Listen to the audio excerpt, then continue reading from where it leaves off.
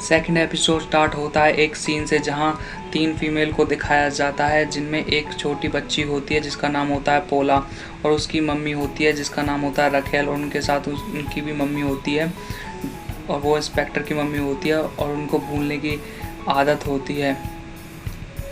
अगर दोस्तों आप चैनल पर नए हो तो चैनल को सब्सक्राइब करें, और अगर आप चैनल पर पुराने हो तो हिट द लाइक बटन, और ऐसी वीडियो के देखने के लिए चैनल को सब्सक्राइब करना ना भूलें। अब स्टार्ट करते हैं स्टोरी।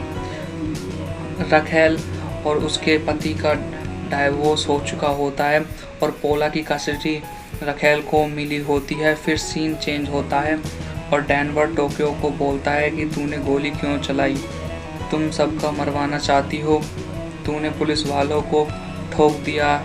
टोक्यो बोलती है कि पहले गोली किसने चलाई, उन गांडुओं ने। यह वर्ड पुलिस वालों के लिए यूज़ किया गया है। टोक्यो बोलती है कि तू होता तो क्या करता, उनकी आरती उतारता। फिर नारो भी टोक्यो से कहती है कि तुझे ऐसा नहीं करना चाहिए था, और वैसा करना चाहिए था कि जैसे कि प्रोफेसर ने कहा था। प्रोफेसर ने क्लियर ही बोला था किसी पर गोली नहीं चलाई है। अगर दोस्तों आप चैनल पर नए हो, आपने पहली वीडियो नहीं देखी है, तो आप आई बटन पर जाके उसका पहली वीडियो देख सकते हो, फिर इसको समझोगे तो आपको अच्छा समझ में आएगा। बर्लिन वहां आता है और उन्हें बताता है कि पुलिस वाले घायल पुलिस वालों को ले जा रहे हैं। रियो से पूछता है कि फ़ोन कनेक्ट हुआ या नहीं। यह फ़ोन बर्लिन और उसकी टीम प्रोफेसर से कनेक्ट होकर उनसे बात करेंगे। फिर बर्लिन सभी फ़ोन और रेडियो कनेक्शन को बंद करने को कहता है। फिर सीन चेंज होता है। बर्लिन कहता है प्रोफेसर को फ़ोन मिलाओ। फिर रियो प्रोफेसर से फ़ोन मिलाता है। बर्लिन प्रोफेसर को बताता है कि 2 पुलिस वालों को गोली लगी है। प्रोफेसर पूछते हैं कि गोली किसने चलाई। बर्लिन बताता है टोक्यो ने। फिर प्रोफेसर कहते हैं कि टोक्यो को फ़ोन दो। फिर टोक्यो से पूछते हैं कि ये सब सच कह रहे हैं। टोक्यो कहती है हाँ, पर मैंने गोली अपने प्यार के लिए नहीं चलाई, मैंने अपने टीम मेंबर को बचाने के लिए चलाई थी। और एक बात और बता दूं प्रोफेसर, ये आप बैठे बैठाए प्लान बनाने में और हकीकत को फेस करने में बहुत अंतर होता है। फिर सीन चेंज होता है और रखेल और उसके कलीग्स को दिखाया जाता है, जहां रखेल उससे पूछती है कि अब सिचुएशन क्या है। वो बताता है कि उन्हें यह चोरी पैसों के लिए की है, और जैसा कि प्रोफेसर चाहते थे कि पुलिस वालों को भी ऐसा ही लगे कि उन्होंने चोरी पैसों के लिए की है। फिर रखेल पूछती है कि वहाँ पे कितने टूरिस्ट हैं, कितने स्टूडेंट्स आए हुए हैं और कितने एम्प्लॉयज़ वहाँ पे काम करते हैं, मुझे सबकी लिस्ट चाहिए। और फिर वो रखेल इसमें इन्वेस्टिगेशन ऑफिसर होती है। रखेल कहती है कि यहाँ सभी नेटवर्क को बंद करें और हम नॉर्मल एंटीना के थ्रू ही उसे नेगोशिएट करेंगे। नेगोशिएट का मतलब होता है बातचीत। फिर सीन चेंज होता है और बर्लिन और रियो को दिखाया जाता है। बर्लिन रियो से पूछता है कि टोक्यो ब्रेकअप का नाटक क्यों कर रही है। फिर रियो कहता है कि अब ब्रेकअप हो चुका है, बट रियो और टोक्यो बस एक नाटक कर रहे होते हैं। ये चीज़ बर्लिन को समझ में आ चुकी होती है कि टोक्यो और रियो बस ब्रेकअप का नाटक कर रहे हैं। फिर बर्लिन कहता है कि मुन्ना तुम इतने बड़े हो गए, हमसे झूठ बोलने लगे। रियो घबरा जाता है और रियो उसके कहता है कि मैं उसके लिए सीरियस हूँ। बर्लिन कहता है कि सीरियस का मतलब क्या है, एक छोटा सा घर, एक छोटा सा बगीचा और संडे की छुट्टी। फिर रियो इस पे बोलता है और बहुत सारे बच्चे भी।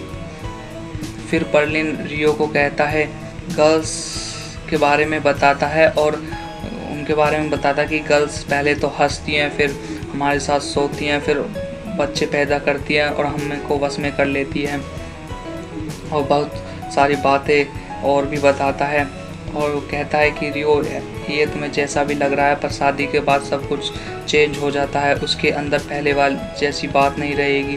वो जब प्रेग्नेंट हो जाएगी उसके बाद जो भी वो बच्चा आएगा वो इसकी दुनिया होगी, और लड़कियां और हर लड़की ऐसी ही होती है। हमारी बात मानो, हमने 5 शादियां की है। बर्लिन कहता है इसका क्या मतलब, हुआ। बर्लिन बताता है कि हमें 5 बार प्यार हुआ था।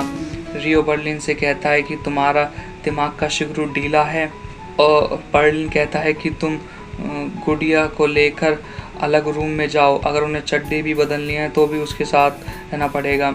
यहाँ पे गुड़िया का मतलब है कि VIP मिस पाकर, जो कि एक प्रेसिडेंट की बेटी होती है। फिर सीन चेंज होता है और ट्रेनिंग के टाइम का सीन दिखाया जाता है, और टोक्यो रियो को इशारा करती है और वहाँ से चलने जाती है, और रियो उसके पीछे पीछे चला जाता है। फिर वो बंदरिया की तरह चिपक जाते हैं, फिर एक दूसरे से सेक्स करते हैं। फिर सीन चेंज होता है, रियो को दिखाया जाता है जैसा कि बर्लिन ने रियो को कहा था, वो वैसा ही करता है। रियो मिस पाकर को लेकर एक अलग रूम में चला जाता है और स्पेशली उस पर नज़र रखता है। फिर सीन चेंज होता है, इंस्पेक्टर रखेल को दिखाया जाता है, और जहाँ पे बहुत सारे पुलिस वाले भी उनके साथ होते हैं। इंस्पेक्टर रखेल अपने कलीग से कहती है कि मुझे चोरों से बात करनी है, और वो क्या चाहते हैं और उनका प्लान क्या है। और इसमें स्पेन गवर्नमेंट एक स्पेशल ऑफिसर को भी अपॉइंट करती है जिसका नाम कर्नल प्रियतो होता है। इंस्पेक्टर रखेल का फ़ोन प्रोफेसर से कनेक्ट होता है और रखेल बात करती है, और इंस्पेक्टर रखेल प्रोफेसर से पूछती है कि आप कौन हो, आप क्या चाहते हो, आपने चोरी क्यों की। प्रोफेसर बताते हैं कि मैं टीम का इंचार्ज हूँ। गाइस, प्रोफेसर बात करने के लिए वॉइस चेंजर का यूज़ करते हैं जिससे उनकी आवाज़ पहचानी नहीं जा सके और वो फंसे नहीं। इन्वेस्टिगेशन ऑफिसर से कहते हैं कि हमें ब्राज़ील जाने के लिए हेलीकॉप्टर चाहिए। ऐसी मांगे रखकर प्रोफेसर पुलिस वालों का टाइम बर्बाद करना चाहते हैं। उनका ओरिजिनल प्लान तो 250 मिलियन यूरो की चोरी का छापने का होता है। फिर प्रोफेसर रखेल से कहते हैं कि तुमने क्या पहना है। रखेल कहती है कि मुझे तुम्हारे क्वेश्चन से कोई प्रॉब्लम नहीं है, पर मैं तुम्हें एक बात बता दूं कि ये सब रिकॉर्ड हो रहा है और बड़े बड़े ऑफिसर भी इसे सुन रहे हैं।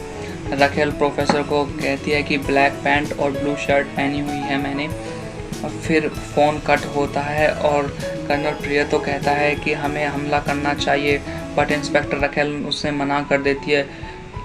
वो कहती है कि इसे किसी होस्टेज की जान भी जा सकती है। और फिर सीन चेंज होता है और ट्रेनिंग के टाइम का सीन दिखाया जाता है। टोक्यो और उसकी टीम मेंबर डिस्कस कर रहे होते हैं कि वो सब इतने पैसों का क्या क्या करेंगे, क्या क्या ख़रीदना है, सब अपने एक दूसरे की बता रहे होते हैं। फिर सीन चेंज होता है और रॉयल मिंट ऑफ स्पेन में दिखाया जाता है कि बर्लिन सबकी होस्टेज को कहता है कि हम यहाँ फंस गए हैं तो हमें आप सबकी हेल्प की ज़रूरत है, और हमारी जैसी ड्रेस आप सबको पहननी होगी और पुलिस वालों जिससे हम सबको और आपको आइडेंटिफाई नहीं कर पाएँ, और कुछ हम आपको नकली वेपन भी देंगे। और फिर सीन चेंज होता है और प्रोफेसर उनको बताते हैं कि पुलिस वाले सुबह होने से पहले मिस पाकर को लेने ज़रूर आएंगे क्योंकि एक VIP स्टूडेंट होती है। आप सबको इससे ध्यान रखना होगा और इसके लिए तैयार होना होगा। तो होस्टेज को सेम ड्रेस देते हैं और जिससे पुलिस वाले उन्हें आइडेंटिफाई नहीं कर पाए। फिर वो मिस पाकर को एक वीडियो बनाकर ब्रॉडकास्ट कर देते हैं जिसमें कि मिस पाकर उन्हें बताती है कि हम सब सेफ़ हैं यहाँ पर और हमें कोई भी नुकसान नहीं हुआ है, और हम सब ने एक जैसी ड्रेस पहनी हुई है जिससे कि हमें कोई पहचान नहीं सकता। तो कोई भी पुलिस वाला अंदर आके यहाँ पे गोली ना चलाए क्योंकि कोई भी होस्टेज इससे मर सकता है। और ये सब सुनकर पुलिस वाले स्पेशल फोर्स और पुलिस वाले रिटर्न हो जाते हैं।